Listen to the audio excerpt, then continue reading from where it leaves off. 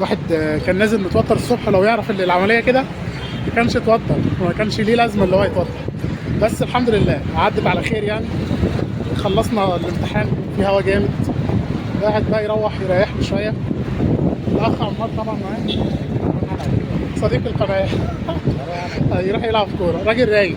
عندنا شافه يوم السبت هو رايح يلعب كوره، المفروض تروح تذاكر العرض الجميل ده. ما عملي برضه يعني لسه يعني تم الانتهاء من مثلا ايه 50% من المهمه يعني بنجاح الحمد لله. فاضل جزء بسيط منها يوم السبت باذن الله لسه هتنتهي. بس تغلب على التوتر ده يعني الحاجات اللي الواحد يسهل في فعلها يعني. بس الحمد لله عدت على خير، ويوم اخر من ايام الكليه راح، ويوم اخر من ايام الامتحانات راح وعدى على خير وانتهى، ونشكر الله سبحانه وتعالى. ما رايك في الامتحان؟ لا والله رايك بجد يعني. يعني الحمد لله يعني. هو الامتحان كان العملي محتاج تركيز شويه منك، محتاج حد حافظ الخطوات، محتاج حد مذاكر.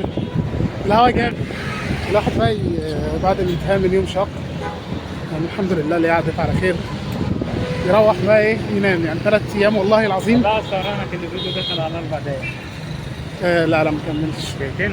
دقيقة لسه، دقيقتين.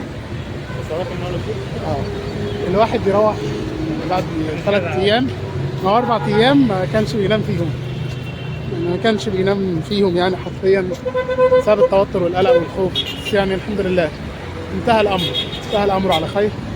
الواحد بقى يروح يريح شويه وينام، والاخ عمار هيروح يلعب كوره. راح في العربية. راح في العربيه تلعب كوره. دكتور الدفعه بتاعتنا، دكتور الدفعه الاسبوع الجاي هيبقى اصعب اسبوع تقريبا هيبقى علينا في الكليه السنه دي. وتروح الراحة نكسب الراحة. اه والله امبارح انا اللي قايل لك الجمله دي واحنا قاعدين مع بعض من ساعه ما كان الدكتور حابب يتكلم. مش عيب عليك اهو. الراحه لا تدرك بالراحه، الراحة تضرب بالعافية. والنعيم لا يدرك بالنعيم. يعني الحمد لله على كل حال. كل الرياح يلا. تأتي كيف الصف المثالي. والله كل الرياح تأتي كيفما شاءت وما عدا التأتي. الطول ده مشكله يعني، الطول ده مشكله. ليه؟ الطول يعني عمار قصير فما بيوحتيش، لكن الواحد يعني طوله ده هيعمل. الواحد روح انتهى من يوم دراسي يعني عنيف، الحمد لله اللي هو عدى على خير، والحمد لله اللي هي المادة ديت انتهت يعني وتم الانتهاء منها يعني. المهم التوتر يعني انا كعمار لما بتوتر او لما ابقى متوتر في حاجه معينه، اللي انا بقعد استغفر كتير وبقعد اقول اذكار وكده. لو ما قلتش اذكار الصباح او اذكار المساء على حسب، بقعد اقرا في المصحف، ده بيضيع التوتر شويه. بحاول اعمل ثينكينج او افكر في حاجه غير اللي انا المفروض هي موتراني، فابدا افكر في اي حاجه تانية عشان ما ببقاش متوتر وكده. فدوت بيخليني انا اخرج بره التوتر والزوم بتاع التوتر وكده شويه. يعني مثلا النهارده انا كان عندي امتحان فيسيولوجي، فانا متوتر يعني انا الامتحان موترني وقلقان قبليه ب3 4 ايام قلقان. فبنعمل ايه؟ ببدا افكر في حاجه غير الامتحان ذات نفسه.